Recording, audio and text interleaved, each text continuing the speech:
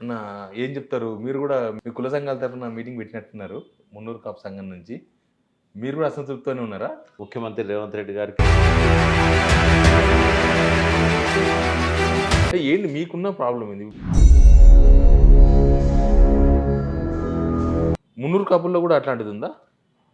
మీ ద్వారా నేను అందరికి చెప్పదలుచుకున్నా. రేవంత్ రెడ్డి రెడ్డిల కోసం అంత శ్రమ తీసుకునే పరిస్థితిలో ఉన్నాడా? ఆయన తీసుకుంటాడా? రేవంత్ రెడ్డి ఒక్కడే ఆయన ఎందుకు అనుకుంటావు? ఆయనదంతా వేరే లైన్ ఉంటది కదా! రేవంత్ రెడ్డి ఒక్కడు అనుకుంటేనే ప్రభుత్వం వచ్చిందా?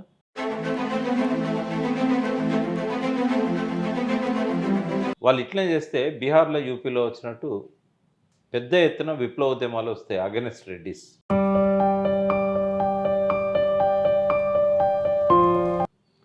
ఇప్పుడు రీసర్వే చేయాలన్న డిమాండ్ వచ్చింది. అంతే. దమ్మున్నదా? ఈ ప్రభుత్వానికి దమ్మున్నదా?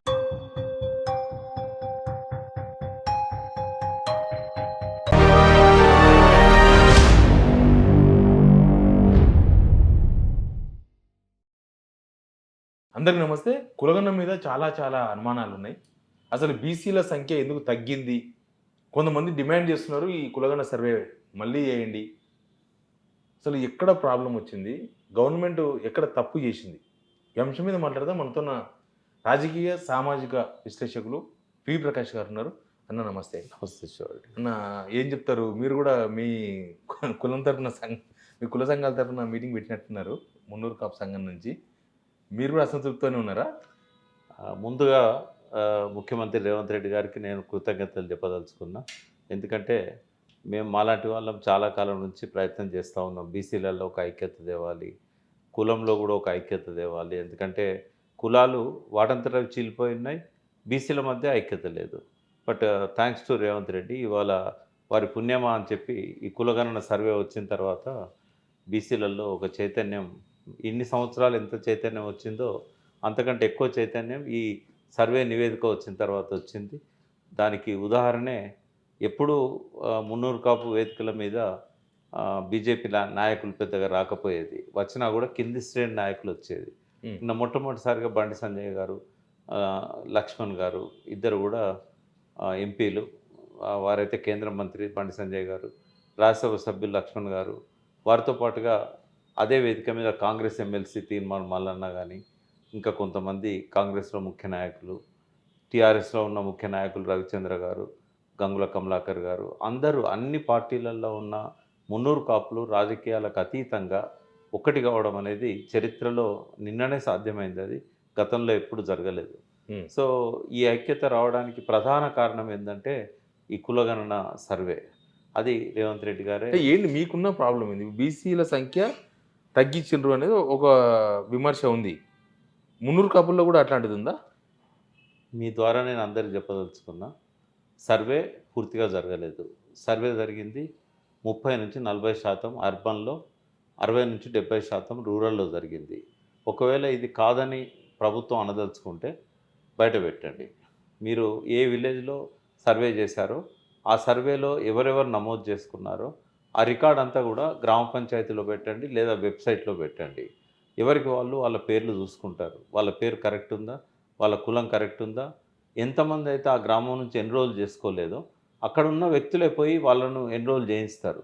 కాబట్టి ప్రభుత్వం ఏదైతే లక్ష్యం పెట్టుకున్నదో 100% సర్వే చేయాలని, అది ప్రజల సపోర్ట్తో సాధ్యమవుతుంది.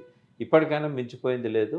ఇప్పుడు మీరు ఆ రిపోర్ట్స్ అన్నీ కూడా డివిజన్ వారీగా మున్సిపాలిటీలలో, వార్డుల వారీగా మున్సిపాలిటీలలో, అదేవిధంగా గ్రామ పంచాయతీ పంచాయత్ సెక్రటరీ దగ్గర ఏ విలేజ్కి ఆ విలేజ్ రిపోర్ట్ పెట్టినట్టయితే ఈ గ్యాప్స్ ఏవైతే ఉన్నాయో అవి ఫిలప్ చేసుకోవడం సాధ్యమైంది. పూర్వం ఉన్న 10 జిల్లాలలో ఒక 3 జిల్లాలలో ప్లస్ హైదరాబాద్ సిటీలో కొంతమంది మున్నూరు కాపులు రెడ్డి అని పెట్టుకుంటారు. మామూలుగా లేరు వాళ్ళ సంఖ్య. ఒక జిల్లాకు 1,50,000 2 లక్షల మంది అట్లా రెడ్డి అని పెట్టుకునే వాళ్ళు ఉంటారు. అంటే ఒక 5-6 లక్షల మంది రెడ్డి అని ఉండగానే వాళ్ళను ఈ ఎవాల్యుయేషన్లో రెడ్ల కింద వేశారు. వాళ్ళు రెడ్లు కాదు, వాళ్ళు మున్నూరు కాపులు. సో ఇట్లాంటి అవకతవకలు జరిగినాయి కాబట్టి ప్రభుత్వం రీసర్వే చేసినట్టయితే న్యాయం జరుగుద్ది అనేది నేను చెప్పదలుచుకున్నా. మరి ఎక్కడి నుంచి వచ్చింది ఈ ఫిగరు? అంటే మున్నూరు కాపులు ఎంత ఉండాల్సింది ఎంత ఉన్నారు? మున్నూరు కాపులు కాదు, ముందు సర్వే గురించి మాట్లాడదాం. సర్వే అశాస్త్రీయంగా జరిగింది. రెండవది సంపూర్ణంగా జరగలేదు. కనీసం యావరేజ్గా 60% కూడా జరగలేదు.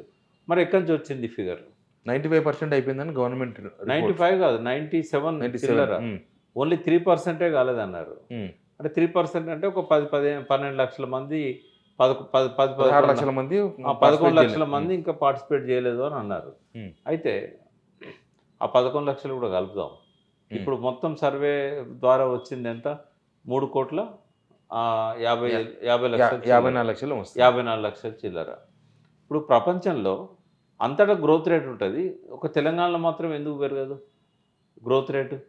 ఇప్పుడు అంటే ఇక్కడ ఎవరు పెళ్ళిళ్ళు చేసుకుంటలేరు, ఇక్కడ ఎవరు పిల్లలు కంటలేరు, లేకుంటే ఎవరికి ఇంపార్టెన్స్ ఉందా అందరికీ? అంటే తెలంగాణ మొత్తంగా పెళ్ళిళ్ళు అయిన వాళ్ళందరికీ ఇంపార్టెన్స్ ఉందా వాళ్ళు పిల్లలు కనకుండా?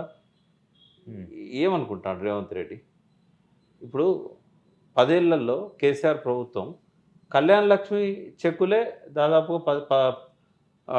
ఇప్పటివరకు ఇచ్చిన 14 లక్షలు. 14 లక్షలు 10 సంవత్సరాల్లో 14 లక్షల చెక్కులు ఇచ్చారు. తర్వాత కేసీఆర్ కిట్లు 14 లక్షలు ఇచ్చారు. అంటే కిట్లు ఎవరికి ఇస్తారు? పుట్టిన పిల్లలకే కదా. మరి ఆ 14 లక్షలు పుట్టిన లేదా? ఈ రెండు అట్లా పక్కకు పెడదాం. మొన్న 5వ తారీఖు నాడు, జనవరి 5 నాడు ఓటర్ లిస్ట్ ప్రకటించారు ఎలక్షన్ కమిషన్. ఎలక్షన్ కమిషన్ అనేది నమ్మాలి కదా మనం. ఓటర్ లిస్ట్లో 3,35,00,000 మంది తెలంగాణ ఓటర్స్ ఉన్నారు. అవును. అంటే వీళ్ళ 18 ఇయర్స్ ఎబోవ్ ఉన్నవాళ్ళు. సో 5 ఏళ్ల నుంచి 18 ఇయర్స్ మధ్యలో ఉన్నవాళ్ళు స్కూళ్ళల్లో, కాలేజీలలో వాళ్ళ సంఖ్య ఉన్నది. వాళ్ళందరి సంఖ్య లెక్క తీస్తే ఈ పైజాన్ టుడే 5 ఇయర్స్ టు 18 ఇయర్స్ మధ్యలో స్కూళ్ళల్లో నమోదైన వాళ్ళు 68 లక్షల మంది. ఈ 3 కోట్ల ఏదైతే ఇప్పుడు 3,35,00,000 voter list, voter list plus 68 అంటే 4,03,00,000.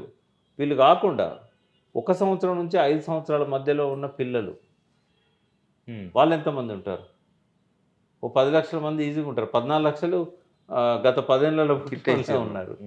వీళ్ళు కాకుండా ఈ నమోదు చేసుకోలేని వాళ్ళు స్కూళ్ళల్లో పోయి చదువుకోక చిన్న చిన్న చెట్ల కింది బళ్ళల్లో, ప్రైవేట్ బళ్ళల్లో, ట్రైబల్ ఏరియాలల్లో ఎన్రోల్ కాని వాళ్ళు ఎంతమంది ఉంటారు? అంటే ఏ రకంగా చూసినా 4,30,00,000 మంది తెలంగాణ పాపులేషన్ ఉంటుంది. ఇప్పుడు గ్రోత్ రేట్ ప్రకారం కూడా ఈ 10 ఏళ్లలో పెరిగిన గ్రోత్ రేట్ ఒక 13% అనుకుంటే, అప్పుడు కేసీఆర్ గారు సర్వే చేసినప్పుడు 3,68,00,000 మంది. 3,68,00,000 13% వేసుకో, 4 కోట్లు దాడుతుందా? ఈజీగా దాడుతుంది. మరి ఎందుకు రేవంత్ రెడ్డికి రాలేదు అని అంటే, వీళ్ళు ఏం చేశారు? ఎక్కడ లెక్క ఇప్పుడు కొన్ని పేర్లు చెప్పను నేను, అన్నీ తెలుసు, నా దగ్గర ఆధారాలు ఉన్నాయి. వీళ్ళు ఏం చేశారంటే ఈ ఫామ్స్ అన్నీ ఒక దగ్గర తెప్పించారు ఒక సంస్థకు, ప్రభుత్వం నుంచి ఫండ్ ఇచ్చే ఒక సంస్థ, ఆథరైజ్డ్ మంచి సంస్థ, పేరు ప్రఖ్యాతున్న సంస్థ. ఆ సంస్థకి ఏం చేశారంటే ఇవన్నీ కలెక్ట్ చేసి అన్ని జిల్లాల నుంచి సర్వే ఫామ్స్ అన్నీ కూడా వాళ్ళకి ఇచ్చారు. వాళ్ళకి ఇచ్చిన తర్వాత వాళ్ళు మొత్తం లెక్కలు చేశారు. చేస్తే అవి 40 to 50% అర్బన్, 60 to 70% రూరల్ అని తేలింది. తేలినాక ఇప్పుడు ఆయన దగ్గర ఉన్న ఆప్షన్ ఏంటి? దీన్ని దాచిపెట్టాలి ఈ రికార్డును, లేదా మళ్ళీ మిగతా సర్వే చేయాలి. అయితే మిగతా సర్వే చేయడం ఆయనకి ఇంట్రెస్ట్ లేదు. కాబట్టి ఏం చేశాడు? ఈ కట్ట ఓ పక్క పడేసాడు. ఆ రిపోర్ట్ కూడా వద్దన్నాడు. ఆ రిపోర్ట్ అక్కర్లేదు నాకు, ఎందుకంటే పూర్తి కాలే కదా. ఒక 2 కంప్యూటర్లు ఇప్పుడు మీరు మీ సిగ్నల్ టీవీలో పెట్టుకున్నట్టుగా 2 కంప్యూటర్లు, ఒక స్థలం కూడా, ఇల్లు కూడా తెలుసు నాకు, కానీ నేను అది చెప్పా. ఒక ఇంట్లో పెట్టుకొని ఒక 2 రెడ్లు క్యాబినెట్ మినిస్టర్లు, ఇంకో రెడ్డి మాజీ మంత్రి, ఈ ముగ్గురు కలిసి ఏం చేసిందంటే రేట్లను ఎట్లా పెంచాలి, బీసీలను ఎట్లా తగ్గియాలి, దీనికోసం ఏం చేసిందంటే కొన్ని ఫిగర్స్, పాత కేసీఆర్ చేసిన సర్వే కొంత, ఈ సర్వే కొంత, అవన్నీ ముందటేసుకొని ఒక ఫిగర్ 3 రోజులు కష్టపడి ఓ దొంగ లెక్కలన్నీ రాసుకొని అవి సిస్టంలో పెట్టి, అవే ఇప్పుడు అసెంబ్లీలో రేవంత్ రెడ్డి చదివిన అవే లెక్కలు, ఉత్తమ్ కుమార్ రెడ్డి చదివిన గవే లెక్కలు. ఒక జానారెడ్డి అన్నారు మాజీ మంత్రి, నిజమేనా? నేను పేర్లు చెప్పానని మీకు ముందే చెప్పిన కదా. వీళ్ళిద్దరు పేర్లు ఎందుకు చెప్పినా అంటే చదివిండు కాబట్టి చెప్పిన. అసెంబ్లీలో అతను చదివిండు ముఖ్యమంత్రి, ప్రెస్ ముందర ఉత్తమ్ కుమార్ రెడ్డి చదివాడు. ఈ లెక్కలు వీళ్ళ ఇడెన్ ఎజెండా ఏంది? ఈడెన్ ఎజెండా 2 ఉన్నది. సింగిల్ లార్జెస్ట్ కమ్యూనిటీ తెలంగాణలో మున్నూరు కాపు. ముదిరాజు కదా? ముదిరాజు కాదు, ఎస్సీలలో కూడా మాదిగలు కాదు. ఎస్సీలలో మాదిగలు 9% అని వాళ్ళు అన్నారు, 11% అని కానీ చాలా మందకృష్ణ. తేడా ఇచ్చారు మాదిగలు మాలలకు చాలా డిఫరెన్స్ చూపించారు ఉన్నది. నేను అనేది ఏంటంటే ఈవెన్ మందకృష్ణ అన్నట్టుగా 11% ఎస్సీలల్లో మాదిగలు ఉన్నా కూడా 300 కాపులు మాదిగల కంటే ఎక్కువ ఉన్నారు అనేది అందరు నాయకులు చెప్తున్నది కింది స్థాయి దాకా. ఇప్పుడు రెడ్డిలో తక్కువ ఉందన్న మీ ఉద్దేశం? రెడ్డిలది 2.4%. ఇది అప్పటి సమగ్ర కుటుంబ సర్వే ప్రకారం అప్పటి ముఖ్యమంత్రి గారు నాతో చెప్పిన లెక్క. మేము ఒకరోజు V6 కానీ ఛానల్ అంతకుముందు ఓసీలు అంతా కలిసి ఎంత పర్సెంటేజ్ అన్న కేసీఆర్ సర్వేలో? 8 to 9 మ్యాక్సిమం. 21% చూపించింది కదా. 21%లో మరి ఒక పని చేద్దాం. అసెంబ్లీలో రేవంత్ రెడ్డి 21% చూపెట్టిండు కదా, ముస్లింలను చూపెట్టిండా? 51% బీసీలు, అవునా? 18% ఎస్సీలు, 10% ఎస్టీలు, 79 అయిపోయింది. 21% ఓసీలు. మరి ముస్లిమ్స్ ఎక్కడ పోయిండు? అంటే ఇప్పుడు నువ్వు నేను తెలుగు తక్కువ అనుకుంటే పర్వాలేదు, మన ఇద్దరం తెలుగు తక్కువ అనుకుంటే రేవంత్ రెడ్డి విఘ్నతకు వదిలేద్దాం. కానీ తెలంగాణలో ఉన్న 4 కోట్ల మంది కూడా ఫూల్సేనా? అసెంబ్లీలో ఉన్న 119 మంది ఎమ్మెల్యేలు ఫూల్సేనా? 118 మంది ఆయన కాక ఏమనుకుంటుండ అసలు? 21% ఓసీలను చూపెట్టాడు. ముస్లింలు ఎక్కడ పోయినని అడుగుతున్నాను నేను. ముస్లింలు ఎంత ఉంటారు చెప్తాను? ముస్లిమ్స్కు 10% నేను రిజర్వేషన్ అనేది 10% రిజర్వేషన్ రేవంత్ రెడ్డి చెప్పింది అంటలేను నేను. సకల సమగ్ర కుటుంబ సర్వేల ఈ ఫిగర్స్ వచ్చినాయని రేవంత్ రెడ్డి చెప్పాడు. అవును. ఆ రేవంత్ రెడ్డి చెప్పిన ఫిగర్స్ బట్టి చూద్దాం. అందులో 51% బీసీలల్లో ముస్లిం బీసీలను పెట్టలేదు కేసీఆర్. పెట్టలేదు. వాళ్ళు ప్యూర్లీ ఇప్పుడు కేటీఆర్ కూడా పత్రికలు రిలీజ్ చేసిన దానిలో అప్పుడు 51 ఉండే, ఇప్పుడు 5.5 తగ్గించి చూపెట్టిండ్రు అన్నాడు. అవును. అంటే 51% నికార్సైన బీసీలే కదా, 18% ఎస్సీలే కదా, 9% ఎస్టీలే కదా, 79 అయిందా? ఈ 79కి 21 కలిపితే 100 అవుతుంది. అవును. 21 ఎఫ్సీలు అని చూపెట్టాడు కదా కేసీఆర్. మరి ముస్లిం లేదు, ఎంత ఉంటారు పోనీ మీరు చెప్పండి? ముస్లిమ్స్ మతాల వరకు మొత్తం ముస్లిం బీసీలు ఉంటారు. ఓ పక్కకు పెట్టు. అప్పటి సమగ్ర సర్వేలో ముస్లిం బీసీలు అని చూపెట్టలే. రాష్ట్ర జనాభాలో ముస్లింల పర్సెంటేజ్ ఎంత ఉంటుంది తెలంగాణ రాష్ట్రంలో? అప్రాక్సిమేట్లీ 10% ఉంటారా? 14% ఉంటుంది. 21 - 14 ఎంత ఉంటుంది? 15. 21 - 14 7. 7, 8, 6, 7. ఆ 7 ఓసీలు. ఇప్పుడు అందులో ముస్లిం ఓసీలను కలిపితే 9 అవుతుంది. అచ్చా. ముస్లిం ఓసీలను కలిపితే 9% అవుతుంది. నాన్ ముస్లిం ఓసీలను కాదు 7 అవుతారు. మొత్తం కలిపి 7. ఈ కన్ఫ్యూజన్ అంతా ఎందుకు క్రియేట్ చేసిన గవర్నమెంట్? ఒక పెద్ద కార్యక్రమం, నిజంగా కులగన్న అనేది చాలా పెద్ద కార్యక్రమం, మంచి కార్యక్రమమే తీసుకున్నారు. ఈ కన్ఫ్యూజన్ అంతా క్రియేట్ చేసి ఏం చేయాలనుకుంటుంది గవర్నమెంట్? సూటిగా చెప్తున్నా, 10% ఈబీసీ రిజర్వేషన్స్ ఉన్నాయి. 7 లేదా 9% ఉన్న ముస్లింలకు 10% రిజర్వేషన్లు ఉంటాయా? ఉండవు. మరి తెల్లారే ప్రశ్నిస్తారు కదా జనం. అప్పుడు ఏం చేయాల్సి వస్తుంది? అసెంబ్లీలో తీర్మానం పెట్టాల్సి వస్తుంది. 10% లేరు ఓసీలు మొత్తం కలిపితే. అందులో కూడా పేద ఓసీలు, బిలో పవర్టీ లైన్, ఎక్కడ ఈబీసీ ఏదైతే అంటున్నామో వాళ్ళ పర్సంటేజ్ 3-4 ఉంటుంది. కాబట్టి దాన్ని తగ్గించాలని చెప్పి మళ్ళీ మనమే తీర్మానం చేయాల్సి వస్తుంది అసెంబ్లీలో. అంటే ఈబీసీ ఎప్పుడైతే 10% వచ్చిందో వాళ్ళ పాపులేషన్ 9%, వాళ్ళకి రిజర్వేషన్ 10%. బీసీల రేవంత్ రెడ్డి రెడ్డిల కోసం అంత శ్రమ తీసుకునే పరిస్థితిలో ఉన్నాడు ఆయన? రేవంత్ రెడ్డి ఒక్కడే ఆయన ఎందుకు అనుకుంటావు? ఆయన అంతా వేరే లైన్. రేవంత్ రెడ్డి ఒక్కడు అనుకుంటేనే ప్రభుత్వం వచ్చిందా? ఆయన వెనకాల కమ్యూనిటీ లేదా?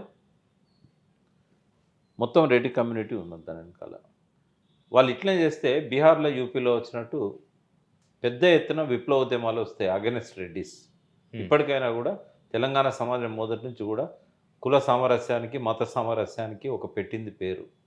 ఇటువంటి దుందుడుగు చర్యలతోని రెడ్డి యాంటీ రెడ్డి అనే ఫీలింగ్ తెచ్చుకుంటాడు రేవంత్ రెడ్డి. ఇప్పుడు రీసర్వే చేయాలన్న డిమాండ్ వచ్చింది. నిజంగా చేయొచ్చా రీసర్వే? అంటే మొత్తం ఫస్ట్కి వెళ్ళి స్టార్ట్ చేయాలి. దమ్మున్నదా ఈ ప్రభుత్వానికి? దమ్మున్నదా రీసర్వే చేసేది? కేసీఆర్ చేసిండు, కానీ అక్కడ ఏమైందంటే ఒక 30 lakhs ఫామ్స్లలో బీసీ అని రాసిండు. 30 లక్షల మంది కులాన్ని ప్రకటించలే. ఆ సర్వే చూస్తే కూడా అరే 300 కాపులు ఎంత తక్కువ ఉన్నారా అనిపిస్తుంది. తక్కువ ఉన్నారు ఎందుకు అంటే రెడ్లందరినీ 3 జిల్లాల రెడ్లను ఓసీలలో కలిపేసింది. ఉమ్. ఇప్పుడు ఒకటి శివన్న, ఇప్పుడు ఏ ఊరికన్నా పోన్లి, మున్నూరు కాపుల సంఖ్య ఎక్కువ ఉంటుందా, రెడ్ల సంఖ్య ఎక్కువ ఉంటుందా? కొన్ని ఏరియాలో రెడ్లు ఎక్కువ ఉంటారు, కొన్ని ఏరియాలో మున్నూరు కాపులు అసలు ఎక్కువ మా ఊర్లో రెడ్డే లేడు. మా ఊరి పేరు పాలంపేట, హిస్టారికల్ విలేజ్. ఉంటారు. దక్షిణ తెలంగాణలో రెడ్లు ఎక్కువ ఉంటారేమో బహుశా. నేను అట్లా అంటలేను. ఉమ్. ఏ ఊళ్ళో చూసినా కూడా రెడ్లు రెండో మూడో కుటుంబాలు ఉంటే ఉమ్. ఊరు మొత్తం మీద వాళ్ళ ఇన్ఫ్లుయెన్స్ ఉంటుంది. ఇప్పుడు మీది రెడ్ల కానీ తగ్గిపోయిందా? మా ఊళ్ళో రెడ్డి లేడు అసలు. మా Okay. చాలా ఎంత పెద్ద ఊరు అంటే యునెస్కో రికగ్నిషన్ వచ్చిన రామప్ప మాన్యుమెంట్ ఉన్న పాలంపేట. నువ్వు ఒక్క రెడ్డిని చూపెట్టు మా ఊర్లో. ఉమ్. మా పక్క ఊర్లో రెడ్లు ఉన్నారు కానీ రెడ్ల కంటే ఎక్కువ బీసీలు, ఎస్సీలు. అవును, వాళ్ళ ఎక్కడైనా రెడ్ల కన్నా బీసీలు ఎక్కువ ఉంటారు. మున్నూరు కాపుల కంటే రెడ్లను ఎక్కువ చూపెట్టారు. ఉమ్. నేనేమంటున్నా అంటే సరే, ఒక నిమిషం కోసం అంగీకరిస్తాం. ఉమ్. మీరు గ్రామాలలో పెట్టండి ఈ రిపోర్ట్లన్నీ. ఉమ్. ప్రతి గ్రామ పంచాయతీలో ఆ ఊరుకు సంబంధించిన రిపోర్ట్ పెట్టండి. ప్రతి మండల డివిజన్లలో, వార్డులలో ఆ రిపోర్ట్లు పెట్టండి. జర్నలిస్టులతో కమిటీ వేసుకొని పోయి ర్యాండమ్గా సర్వే చేద్దాం. ఏ రిపోర్టు ఎంతవరకు ఫిల్ చేశారు, ఎంతమంది నమోదు చేసుకున్నారు, మనకు శాంపిల్ సర్వే చేస్తే తెలిసిపోతుంది. కానీ ఇప్పుడు ఇన్ని తప్పులు జరిగినాయి కులగన్న సర్వేలో, నిజానికి కూడా చాలామంది సమాచారం కూడా ఇవ్వలేదు. మీరు అన్నట్టు ఇంటి పక్కల సర్వేలు కొన్ని అసలు వాళ్ళే రాసుకపోయారు.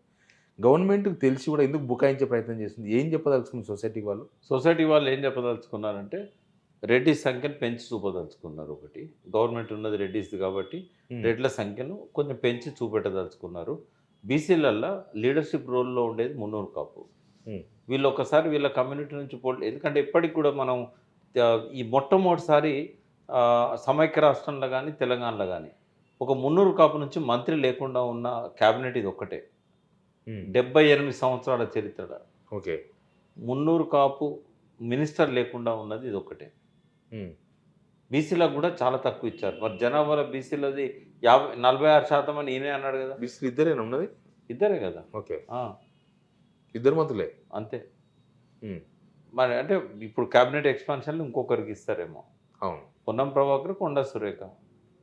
అంటే ఇదంతా ఏ గవర్నమెంట్ ఏర్పడ్డా కూడా అగ్రకులాల ఆధిపత్యంలో ఉన్న గవర్నమెంట్సే వస్తున్నాయి. కనీసం కేసీఆర్ క్యాబినెట్లో కొంత ఎక్కువ అవకాశం వచ్చింది. సర్వే కూడా అనేది ఒక్క రోజులో సమగ్రంగా చేశాడు. కానీ ఆ బీసీ అని చెప్పడం వల్ల 30 లక్షల మందిని ఏ కులంలో కలపాలనో అర్థం కాలేదు. బీసీ సంఖ్యలో కలిపారు కానీ వాళ్ళు ఎవరు అనేది తెలియదు. అట్లాగే రెడ్డిలను రెడ్డి దానిలో కలిపారు. అన్న మున్నూరు కాపులు 3 జిల్లాలలో రెడ్లు అని పెట్టుకుంటారు. అది అక్కడ ఇవన్నీ కొంచెం కన్ఫ్యూజన్ ఉంటుంది. ఇప్పుడు పొన్నం ప్రభాకర్ సీనియరే కదా లీడరు, ఆయన బీసీ. కొండ సురేఖ కూడా సీనియర్. ఏం చేస్తారు ఇప్పుడు? వాళ్ళకి తెలియదా మరి వాళ్ళు ఎవరు మాట్లాడతలేరు కదా. మాట్లాడితే పోతుంది పదవి. సురేఖ ఏమో ఆమె ఇన్వాల్వ్ కాలేదు, ఎందుకంటే ఆ కమిటీలో లేదు ఆమె.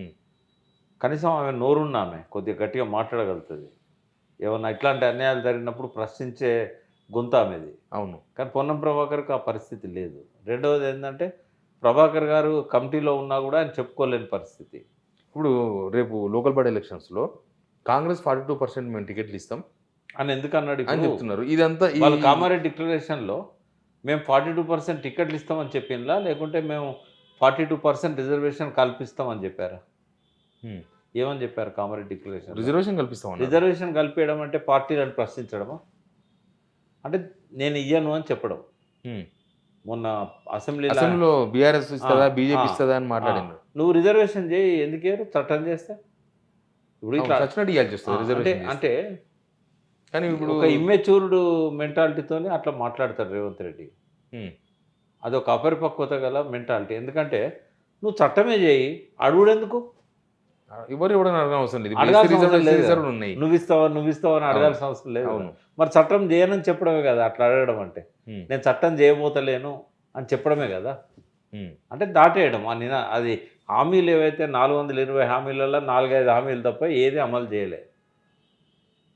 అమలు చేయని వాటిలలో ఇది కూడా వస్తుంది. అది చెప్పగానే చెప్పిండు ఆయన, మీరు ఇస్తారా అని అంటే నేను చేయట్లేదు అని చెప్పడమే కదా. ఇప్పుడు ఫైనల్గా దేనికి దారి తీస్తుంది ఇదంతా కూడా? నిజంగా కూడా నేను ఇందాక చెప్పిన బీహార్ యూపీ లాగా యాంటీ రెడ్డి ఉద్యమాలు వస్తాయి. అంటే ఇప్పటిదాకా గ్రామాలలో కానీ తెలంగాణ వ్యాప్తంగా రెడ్డిని సంతృప్తిగా లేరన్నా రేవంత్ రెడ్డి పాలన పైన. అది మీకు తెలవాలి. అయితే నేనేమంటున్నా అంటే చూస్తుంటా కదా, అంటే రెడ్లందరినీ నేను అనట్లేదు. ఎవరో ఒక 1% రెడ్ల వల్ల, రేవంత్ రెడ్డి లాంటి వాళ్ళ వల్ల మొత్తం రెడ్డి సమాజానికి బీసీలు అగెనిస్ట్ అయ్యే పరిస్థితి ఉన్నది. ఆ ప్రమాదం రాబోతున్నది. ఏం సజెస్ట్ చేస్తారు మీరు రేవంత్ రెడ్డికి? అనే సర్వే సరిగా జరగలేదు అనేది వాస్తవము. రీసర్వేకి ఆర్డర్ చేయమనండి. రెండవది స్టార్టింగ్ ఇప్పుడు 42 ఇవ్వడానికి ఏంది ఇబ్బంది? 46 ఉన్నారని ఆయనే చెప్పిండు కదా. అవును. 46 ఉన్నప్పుడు 42 ఇవ్వడానికి ఏంది ఇబ్బంది? అంటే ఇదంతా బీసీల మీద ఉన్న ద్వేషం రేవంత్ రెడ్డికి. మేమైతే అనుకుంటున్నది అది. ఆయనకు ఉందా లేదా ఆయన చెప్పాలి. అయితే ఇప్పుడు ఆయన బీసీలు ఓట్లు లేకుండా గెలిచిండా? వేస్తేనే అందరు కాంగ్రెస్ గవర్నమెంట్ వచ్చింది బీసీలు ఓట్లే. ఎవరికైనా అందరు కలిసి చేస్తేనే గెలుస్తారు. సరే ఆయనే రోజు రోజుకు మరింత చెడ్డ పేరు తెచ్చుకొని ప్రజలకు దూరం అవుతున్నాడు. ఏం చేయకపోయినా కేసీఆర్ గారు 4 ఏళ్ళు ఇంట్లో పడుకున్నా కూడా ఆయన అధికారంలోకి తీసుకొచ్చే పరిస్థితిని రేవంత్ రెడ్డి క్రియేట్ చేస్తున్నాడు. ఆయనకు కదా సోయి ఉండాల్సింది. మా పార్టీ అగ్రనాయకుడు అధ్యక్షుడు చెప్పిండు, నేను దాన్ని పాటించాలి. ఖర్గే గారు కూడా అన్నారు కదా ఎన్నోసార్లు. అవును. మరి వాళ్ళ మాటలను కూడా ఎస్సీ వర్గీకరణ విషయంలో కానీ, బీసీల విషయంలో కానీ, కులగణన విషయంలో వాళ్ళ మాటలను కూడా గౌరవించకపోతే ఎట్లా? ఇప్పుడు బీజేపీ ఎట్లా కులగణన చేయనంటుంది. నువ్వు చేసి మగోను అనిపించుకోవాలి కదా, నిరూపించుకోవాలి కదా. నువ్వు బీజేపీ చేయనంటుంది, నేను చేసి చూపెట్టినా అని చెప్పాలి కదా. నీకు ఆయనకు తేడా అయింది. మరి నా దృష్టిలో అయితే 2 పార్టీలకి ఏ తేడా లేదు. బీసీల విషయంలో ఇద్దరు బీసీలకు వ్యతిరేకమే, దేశ ప్రయోజనాలు కాపాడంలో కూడా ఇద్దరు సేమ్. వాళ్ళు చెప్తారు మేము బీసీకి అధ్యక్ష పదవి ఇస్తాం, గెలిస్తే బీసీని ముఖ్యమంత్రి చేస్తాం. మరి ఎందుకు కులగణన చేయవు? ఒక బీసీ ప్రధానమంత్రి ఉండి నువ్వు చేయకపోతే ఇంకెవడు చేస్తాడు రేపు వచ్చి? దేశం అంతా నీకు బదిలీ చేస్తున్నది కదా, నువ్వు మంచిగా అని. మరి బీసీలకు నువ్వు న్యాయం చేయకపోతే ఎవరు చేస్తారు? కులగణన చేయాలి కదా. నేను చేయనని అఫిడవిట్ ఎట్లా ఇస్తావు? నువ్వు కాంగ్రెస్ పార్టీని మన్మోహన్ సింగ్ ఉన్నప్పుడు కులగణన చేయాలని పట్టుబట్టిన వాళ్ళు మీరు. అవును. ఇవాళ మేము అధికారంలోకి వచ్చినా కాబట్టి మేము చేయమంటే ఎట్లా? ఇప్పుడు కేటీఆర్ రీసర్వ్ చేయాలని డిమాండ్ 100% వాస్తవం. వట్టి డిమాండ్ చేసి ఉండొద్దు, జనంలోకి పోవాలి. ఆ డిమాండ్ మీద రీసర్వే చేయాలని ఓకే పోవాలి. తర్వాత నేను మీ ద్వారా ఒక సూచన కూడా ఏం చేయదలుచుకున్నా అంటే, అన్ని పార్టీలు కూడా బీసీల విషయంలో పాజిటివ్గా ఆలోచిస్తున్నాయి. ఈవెన్ కేటీఆర్ గారు కూడా నిన్న పెద్ద మీటింగ్ పెట్టారు. వెల్కమ్ చేస్తున్నాం అందరం కూడా. మంచి నిర్ణయం అది. వీలైతే పార్టీ తరఫున ఒక వర్కింగ్ ప్రెసిడెంట్ను కూడా వారితో పాటుగా, వారు ఎట్లా వర్కింగ్ ప్రెసిడెంట్గా ఉన్నారు, వారితో పాటుగా ఆ పార్టీలో ఉన్న ఒక నాయకుడిని వర్కింగ్ ప్రెసిడెంట్గా పెట్టుకొని ముందుకు పోయినట్టయితే ఇంకా టీఆర్ఎస్కి ఒక మంచి మైలేజ్ బీసీలలో వస్తుంది. ఈ టైం చాలా ఇంపార్టెంట్ టైం ఇది. ఈ టైంలో కనుక డిక్లేర్ చేసినట్టయితే ఎక్కడికో వెళ్తుంది టీఆర్ఎస్. బీసీలు అంతా ఓన్ చేసుకుంటారు. ఎందుకంటే ఈ 10 ఏళ్లలో కూడా బీసీలు టీఆర్ఎస్తో ఉన్నారు, ఏ పార్టీతో లేరు. ఓకే, అంటే బీసీల అభిప్రాయం చెప్తున్నా నేను. ఆ ఆవేదన నా దగ్గర చాలామంది వ్యక్తం చేశారు కాబట్టి చెప్తున్నా. ఇది ఒక మంచి సజెషన్ పార్టీకి. ఇస్తారయ్యారో వాళ్ళ ఇష్టం అది. బట్ ఇస్తే మాత్రం ఒక ఎస్సీని కానీ ఒక బీసీని కానీ, ఇప్పుడు కాంగ్రెస్ ఎట్లయితే 4గురిని వర్కింగ్ ప్రెసిడెంట్లో పెట్టింది, ఇదివరకు రేవంత్ రెడ్డి కూడా ఒకప్పుడు వర్కింగ్ ప్రెసిడెంట్ కదా, ఆయనతో పాటు ఇంకా 3 ఉన్నారు కదా, పొన్నం వీళ్ళంతా ఉన్నారు. సో ఇక్కడ కూడా టీఆర్ఎస్లో ఎట్లాగో అధ్యక్షుడు కేసీఆర్ ఉన్నారు కదా, ఆ వర్కింగ్ ప్రెసిడెంట్లలో కేటీఆర్ గారితో పాటు ఇంకొక 2 పెట్టినట్టయితే బీసీ ఎస్సీ మొత్తం సామాజిక న్యాయం అనేది జరుగుతుంది. అందరు కూడా ఓన్ చేసుకుంటారు పార్టీని. ఓకే ప్రకాష్ అన్న, థ్యాంక్ యూ. అందరి డిమాండ్ ఒకటే, దీంతో ఏదో లోపం జరిగింది, రీసర్వే చేస్తే ఏమైనా కరెక్ట్ వస్తుందేమో రిపోర్ట్ అనేది చూద్దాం. గవర్నమెంట్ అయితే ఇప్పటిదాకా ముందుకే అంటున్నారు తప్ప వీళ్ళ డిమాండ్స్ ఏమీ వినిపించినట్టు చేస్తుంది. చూద్దాం ఏం జరుగుతుందో. Please subscribe signal TV. ఇంకొక